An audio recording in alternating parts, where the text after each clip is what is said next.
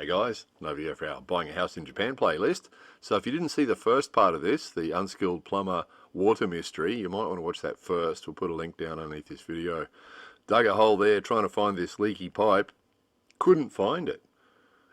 We know where it came from and we know where it went to, but we couldn't find the route that it took. And felt down under the wall and could feel it running under the wall, actually parallel under the wall.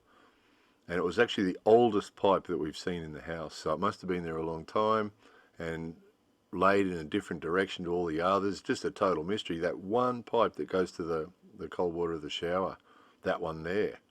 So you can see to the left there, that's old pipe. We haven't seen any fittings like that anywhere else in the house. So the solution was to cut it off. So that purple bit's gone now, and then ran it over there to the other hole in the kitchen floor that we made last time. There it is. And then joined it there. So that basically bypassed that problem, and then ran another bypass across the top of the concrete just to make sure everything was working, and it was. So fabulous. So then the solution we decided on was, instead of cutting the concrete, which was going to cost hundreds and hundreds of dollars to get a big concrete saw to come cut the concrete and dig it up and everything else, just decided to go over instead of under. So what we're doing there is Unskilled Plumber is putting some pipe inside insulation, because we get temperatures down here below freezing in winter. We've got to put insulation on the pipes to stop them freezing up. And then just going over, up the wall, across the top, down the other side, and connect up to where the pipe is that we know is okay. So the advantage of this plan is that when we're finished, we're going to have access to all our incoming pipes, because we've cut those two holes in the floor. We're going to make them into hatches so that we can get in there. So from this point on, if we get another water problem, we'll be able to access it. Unlike the situation we had in the previous video. Those of you who haven't checked that out yet, have a look at that. The search for the problem was definitely tougher than the solution to the problem. The solution to the problem was much less stressful, much less tedious, and not such hard work either, incidentally.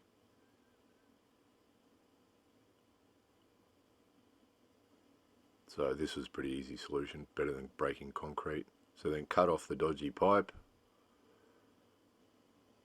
and then join it on. Actually, you'll notice here we've gone where the original pipe was, across the ground there, and then actually realised that wasn't a good idea, because that was going to get hidden in concrete. So you'll see later, actually redid that because we weren't happy with that. Didn't want to hide the pipe in the concrete again.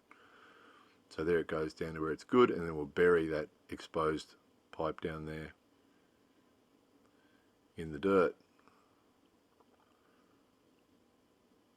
So just putting the plumber's glue, that's amazing stuff. If you haven't worked with plumber's glue before, it dries really quickly, which is good because you can keep rolling along with the job, but it means you've got to get it right really quickly. You've got a few seconds from when you put the glue on, when you actually make the connection. It's flexible for a few seconds, and then it goes hard, and then that's it then. If you haven't got it right, you've got to cut it off. Pretty serious stuff. So just sort of putting it under compression there to keep it together. That's one interesting thing about those, when you glue those pipes, they tend to push each other apart until they're dry. So I put them under compression there, keep them together. And then that exposed pipe will get buried. And now we've got to fix all the damage we did. Right? Smashing concrete. Got to fix all that. So it's a bit dodgy. Those of you who have seen a few of these videos would have seen concreting going on around the house. Over the years, a million people have had a go at concreting around this house, and so there's all sorts of concrete all over the place. All slightly different types of concrete, slightly different colours. It's a sort of a patchwork. But it doesn't really matter, you know, it's an old house. You're never going to make everything look uniformed in an old house. Everything's sort of been added over the years, so this is going to be another addition. So what we've done there, you can see the incoming pipe, we've rerouted that above there, so it's not actually getting buried, and that wastewater pipe's getting buried, but that doesn't really matter. Those things are solid, and not likely to have any problems with that. It's not under pressure. Wastewater's not under any pressure, so not likely to spring a leak under there. So have no problem at all covering that with concrete. There's a small point there in that back corner. Can you see that green earth wire? For some reason they buried that in the concrete. So when we smashed up the concrete, that was a real problem. So actually put a little bit of pipe there around that earth wire so that it's not concreted in. Just little things, because you might have to come back one day and do something. You don't want to make it harder for yourself, do you? Right. Always think about that. You come back later. You don't want to be coming back and cursing yourself because you made it too difficult for yourself. So that's the same reason that incoming pipe wasn't buried in the concrete. It's like, no, wait a minute.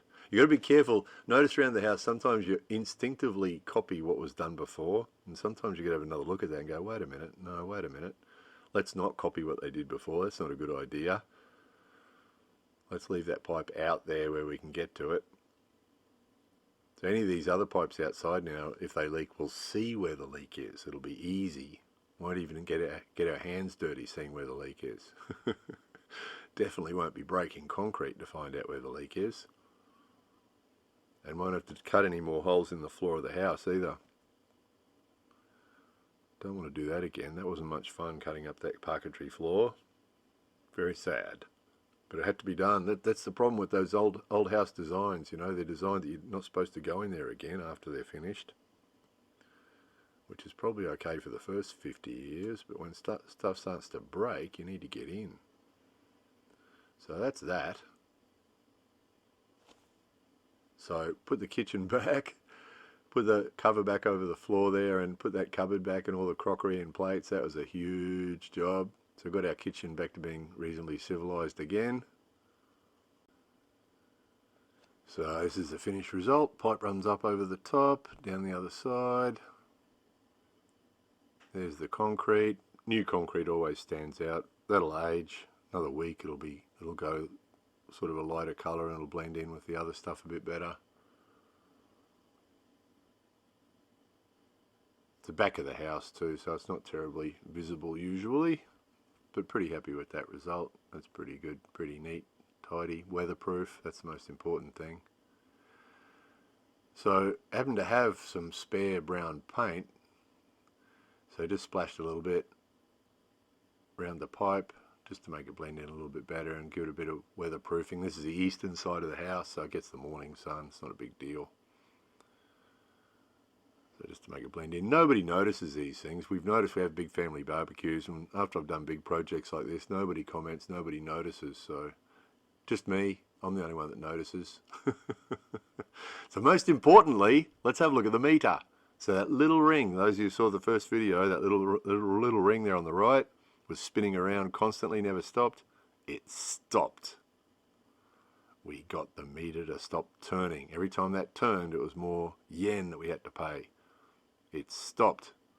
Now it only goes round when we're actually using water. Much better. More videos coming soon.